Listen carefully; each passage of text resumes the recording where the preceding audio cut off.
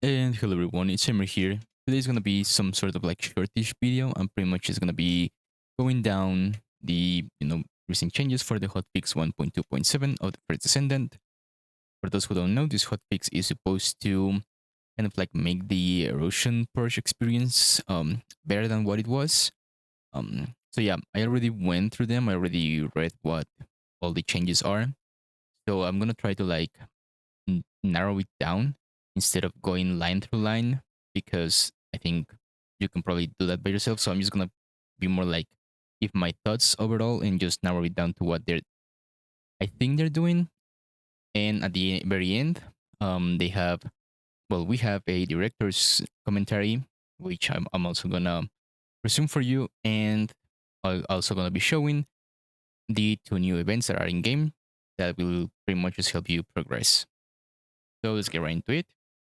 For all this, which is the content improvements for Void Erosion, what they're trying to do, what this all pretty much is not entirely like a nerf, like they didn't go down and said like, oh yeah, let's just throw the elites minus 50% HP, right? They didn't do that.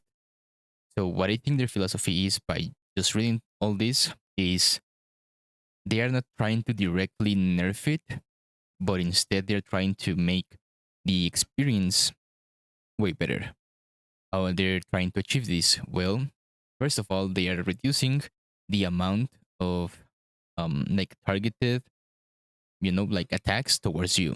So this in general means there's probably gonna be less damage going to you because as you play the first Descendant, a lot of the attacks from the enemies just lock on into you and yeah, just do a lot of damage. So what they're trying to do is alleviate that pressure of being super tracked.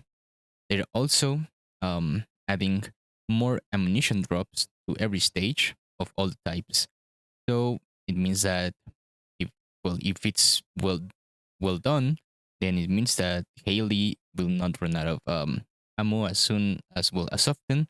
So yeah, it's pretty good change too. Now what they're also trying to do, or what they did, is they are nerfing down the spawn rates of the most annoying enemies in all of the legions, as you can see, Legion of Darkness, Immortality, and Order of Truth.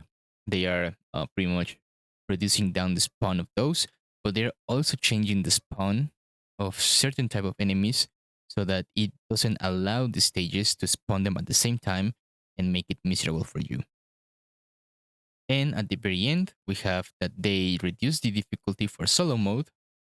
They increase the attribute attack for the weapons in the stages, and they nerf the commander, which is the last boss, in 2 to 4 party group.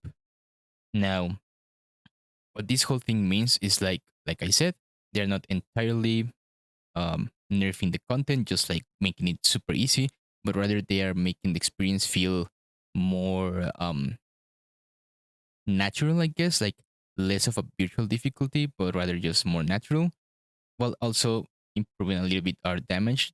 I I think they should show the increase here, just like we could see, instead of like testing it out. But yeah, and for this is pretty much just some minor changes, probably tooltip related, where now it will show if you know how Ines works. It will now show all her bounces when you have certain range.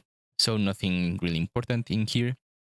For the weapons, there's 3 weapons that received changes to their unique abilities and one that received a buff. So pretty much, the last dagger got a 29% flat firearm attack buff, and they changed its unique ability. I don't have the last dagger. I'm not gonna build it soon, so I cannot say if this will save the last dagger as a weapon or not. But yeah. Sorry. So what I was saying is that last dagger, I haven't built it. I'm not gonna build it soon, so I don't know if it's a good change or not. For the historic relic, they now spread. Well, it spreads multiple cluster rounds depending on the enhancement level when you throw a guided round. And for the Sick Force proof, it says damage dealt by sticky bombs increases proportionally to the number of sticky bombs installed. I think the only bad part about this is that they don't show the percentages on the website. So you would have to have the Sick Force proof built to see the change. I think this kind of sucks. They should show it, but anyways, you would have to have the weapon in order to see it. For these buffs, is pretty much just buffs to the rare weapons, which are the purple ones. And as we know, we don't really use them. So probably this change only affects the new or returning players. Now, this for the products page is just their new event, the Hot Springs event, and the Valentine's Day event. They're just pretty much showing all the bundles and everything that's been added to the store. For the events, I will be showing them how they look after this in the same video. So you can skip if you're just want to see this. And at the very ending, we have the director's note or director's comment. You can pause if you want to read by yourself, but to narrow it down, they're pretty much saying that this is not like the best way to improve Erosion Purge. They're still trying to make it better, but they are hitting a wall where they are finding balance issues because some descendants are really powerful. We know it's Ines and Reina, and some other are really fucking weak. So they're hitting this wall of balance issues when trying to create Erosion Purge. So they're still doing their philosophy of like first trying to buff every descendant into the powerful like state and then seeing what they go from there. But yeah, this is a wall they're hitting, and they're also addressing that they will listen to feedback more and they will also test the content that they're gonna add to the game because I don't think they've been testing this content, especially with the previous before the fixes for Erosion Purge. I don't think they tested it at all. So yeah, they're still trying to address the problem, and also they are getting ready for the season 2, episode 2, which will come out really soon. So yeah, these are my thoughts on the whole patch notes. I think for me this works.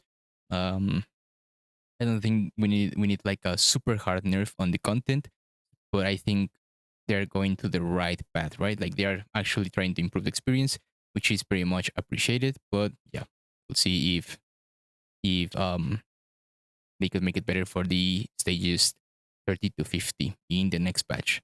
So yeah, now I'm gonna show you the events in game. So here we are in game. As you can see, there's two events. This event pretty much goes to the complete daily missions.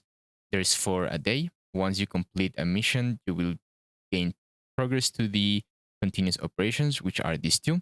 When you complete 15 daily operations, you will get 2 boxes that you can choose any ultimate weapon that's not from the battle passes. And when you complete 30, this is a new spawn that's been added because of the Hot Spring and Valentine's Day. And yeah, now the other event is pretty much a login campaign. Goes through 27 days. We only need 14 to complete it. And pretty much the most important elements of this are the core particle disruptor, which these are used to um, change the effect or the attribute, well, just the effect, the percentage effect of your weapon cores, and you will need one of these each time you reroll your substat. So having 200 is an insane value. And the other thing that's really good about this is that they're giving us a core binder. A core binder is used to unlock the core of any weapon. Well, any ultimate weapon. Pretty much from that, there's not really like anything crazy, I guess, other than the also 1,000 void metals and well, the cute name card. But yeah, those are the two events in game right now. So they will help you progress or they will help you, just finish pretty much whatever you're building. So yeah, thank you guys for watching and see you guys in the next one. Peace.